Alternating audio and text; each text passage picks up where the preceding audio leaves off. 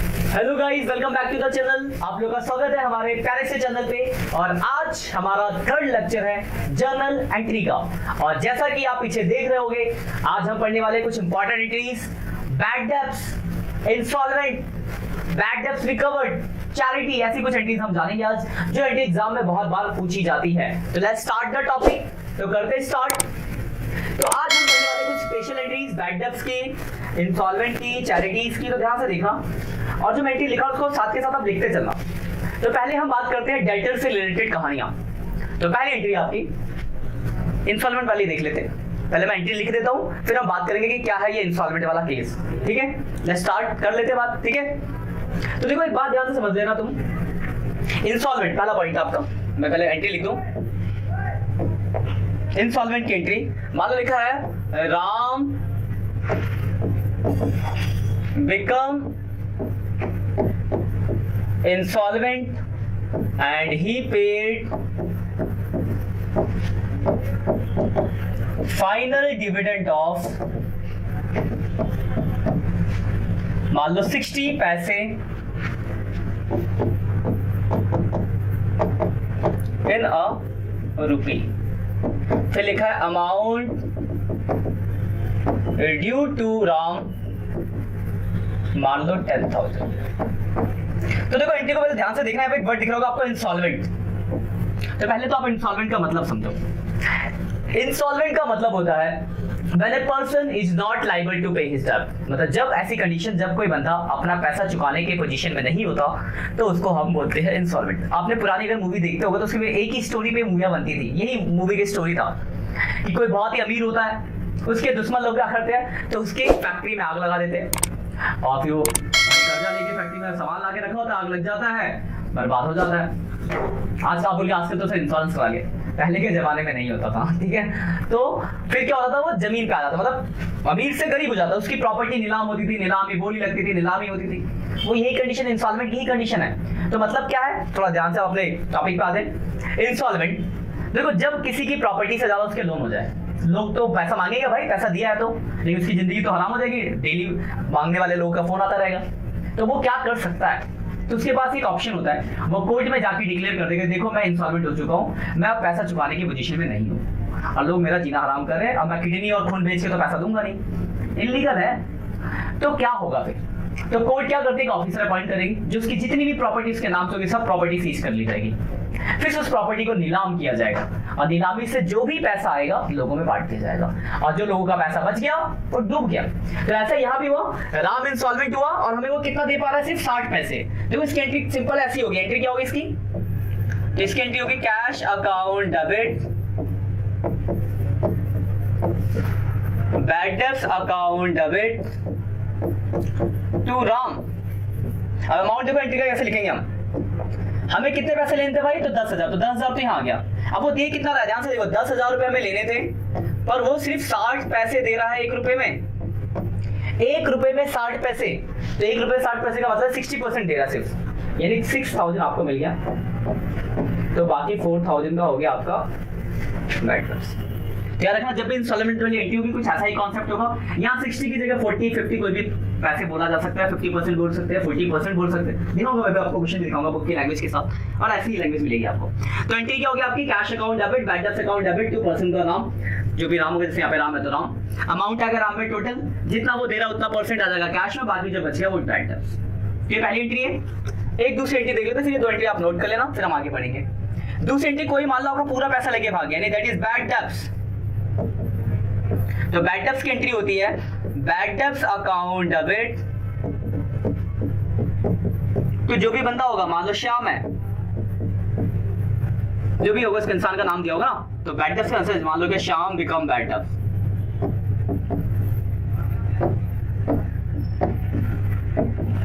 ठीक है, तो आपकी दूसरी एंट्री है, क्या है भाई, तो अगर कोई भी बैड डेब्ट्स होगा, मतलब कोई आपका पैसा लेके भाग गया, तो आपको एंट्री करनी है, जो भी डूबा आपका पैसा, जो भी आपका पैसा लेके भागा, बैड डेब्ट्स अकाउंट डेबिट उस बंदे का नाम, जैसे लिखा श्याम बिकम बैड डेब्ट्स, या amount due to Shyam is not recoverable, language है ये।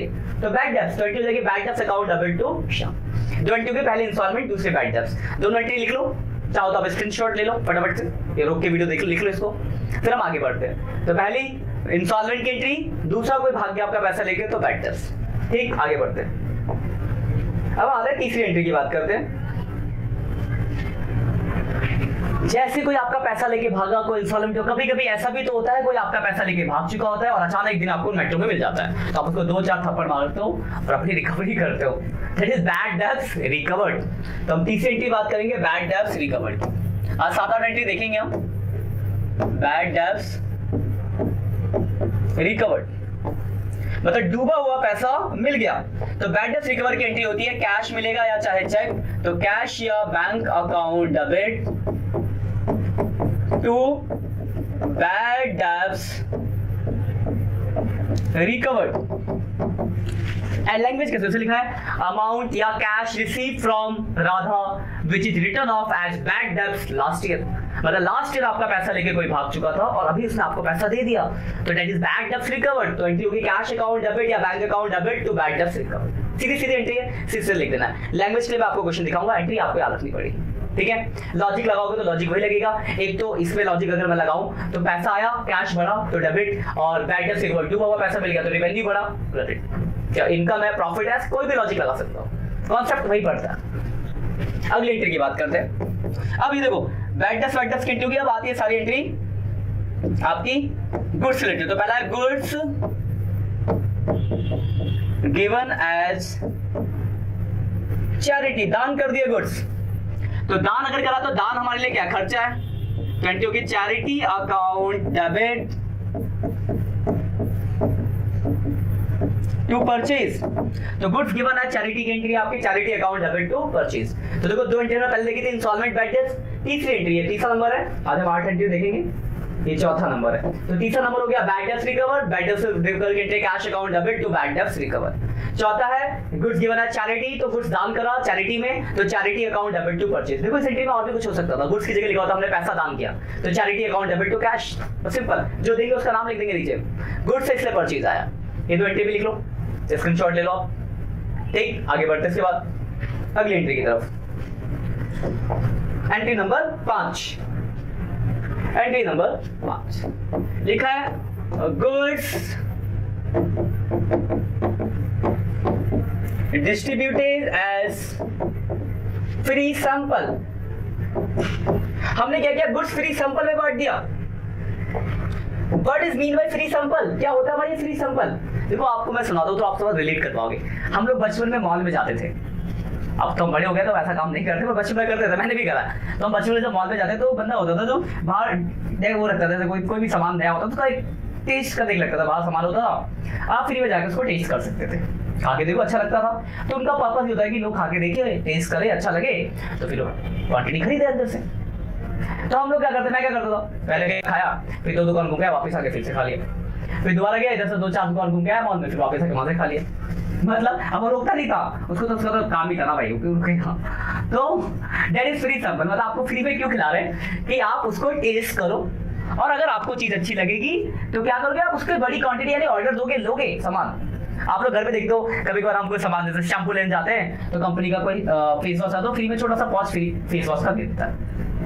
क्यों देते हो कि आप उसको लगाओ और आपके पुराने फेस वॉश से आपको अच्छा लगेगा तो आप उसी क्वांटिटी मंगाओगे। तो एक तरह का एडवर्टाइजमेंट है, फ्री सैंपल यानी एडवर्टाइजमेंट। तो इसकी एंट्री क्या होती है, तो इसकी एंट्री आप कर सकते हो फ्री सैंपल अकाउंट डेबिट, या फिर आप एडवर्टाइजमेंट भी लिख सकते हो, advertisement account debit to purchase account.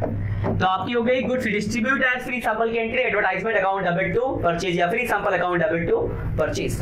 अगली की बात करते हैं, गुड्स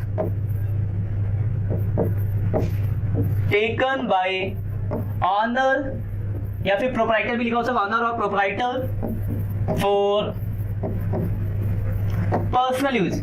मतलब पर्सनल यूज के लिए अगर ऑनर गुड्स निकाल के ले गया तो पर्सनल यूज यानी ड्राइंग हो गया, तो एंट्री होगी ड्राइंग अकाउंट डेबिट, तो गुड्स ले गया है तो आप लिखोगे परचेज अकाउंट, ठीक है।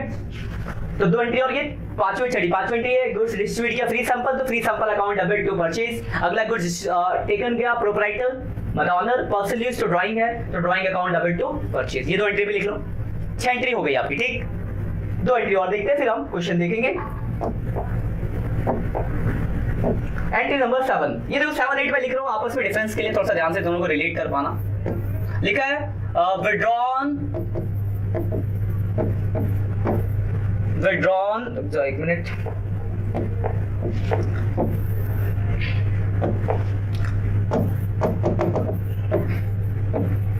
withdrawn from बैंक, पहला है फॉर ऑफिस यूज,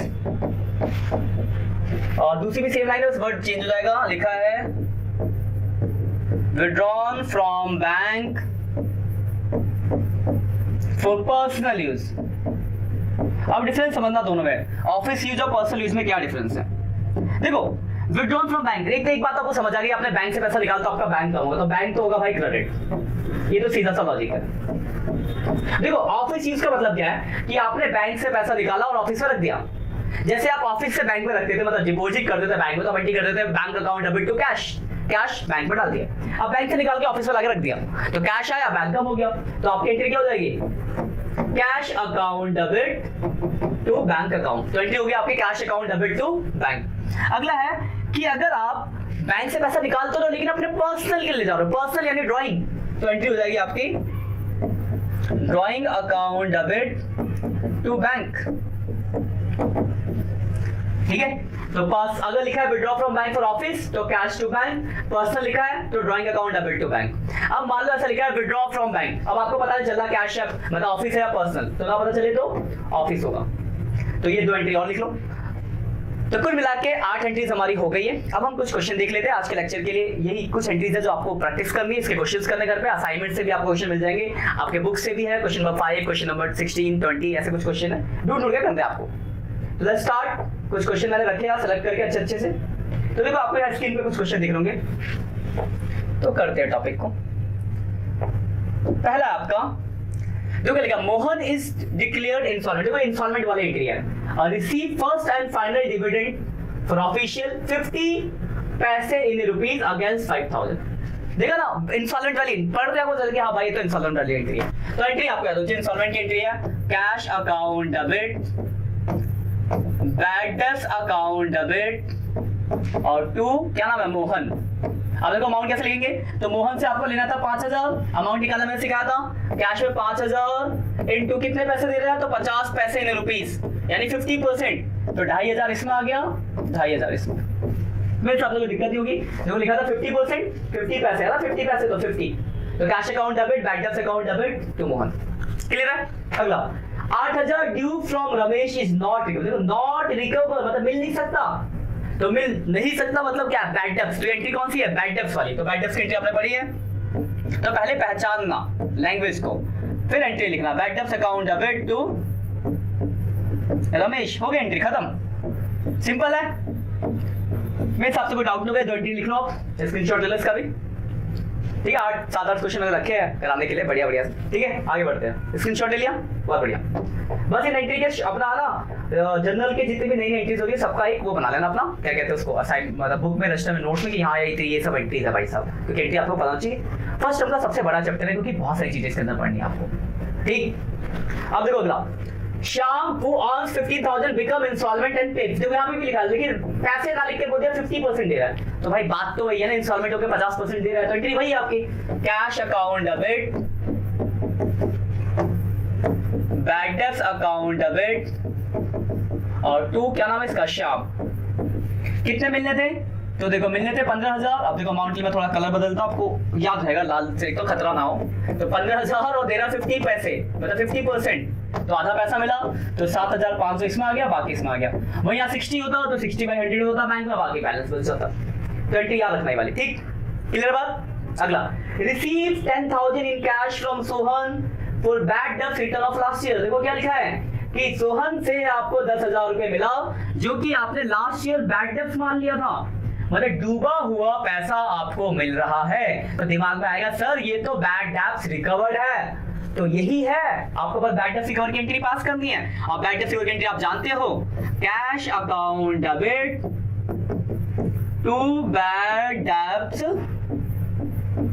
रिकवर्ड, कितना अमाउंट है 10,000 रुपए, तो आपकी एंट्री हो गई cash account debit to bad debts recovered. Clear बात, ये 2 एंट्री भी नोट कर लो फटाफट से, बहुत बढ़िया। आगे बढ़ते हैं, अगली एंट्री की तरफ बढ़ते हैं। देखो कुछ और एंट्रीज है। अगला देखो क्या लिखा है, गुड्स गिवन एज चैरिटी, दान कर दिए गुड्स। तो एंट्री आपने पढ़ी है, charity account debit to purchase. देखो मतलब बहुत ही सिंपल, आपको बस एंट्री याद होनी चाहिए, आपको बस फॉर्मेट में डाल देना। जनरल का फॉर्मेट बनेगा, नरेशन में करेंगे being goods given as charity, मतलब फॉर्मेट भाई जनरल वाला पूरा प्रॉपर प्रोसेस लगाना, ये नहीं कि आप सीधा ऐसे लिखोगे, है ना, वो ध्यान रखना। अगला क्या है, goods distribute as free sample, मतलब हमने क्या करा, गुड्स फ्री सैंपल में डिस्ट्रीब्यूट कर दिया। तो फ्री सैंपल क्या है, एडवर्टाइजमेंट। तो बोल गया आप फ्री सैंपल भी लिख सकते हो और एडवर्टाइजमेंट भी लिख सकते हो। तो फ्री सैंपल अकाउंट डेबिट या advertisement account debit to purchase account, ठीक है। मेरे हिसाब से कोई डाउट नहीं होगा, एंट्री याद है, चिपका दो, बस इतना ही करना है। उसका अगला है goods withdrawn bye honour for personal use, goods निकाल के ले गया पर्सनल यूज। जो ड्राइंग है तो पर्सनल यूज है, तो ड्राइंग, तो drawing account debit to purchase, goods ले गया तो वही गुड्स की जगह कैश ले गया होता तो कैश होता, बैंक ले गया होता तो बैंक होता। ठीक है, स्क्रीनशॉट ले लो आप इनके, ठीक है। मेरे हिसाब से कोई डाउट नहीं होगा आपको, क्लियर बात। तो ये कुछ एंट्रीज थी, ठीक है। तो आप क्या करना, इन एंट्रीज को करना।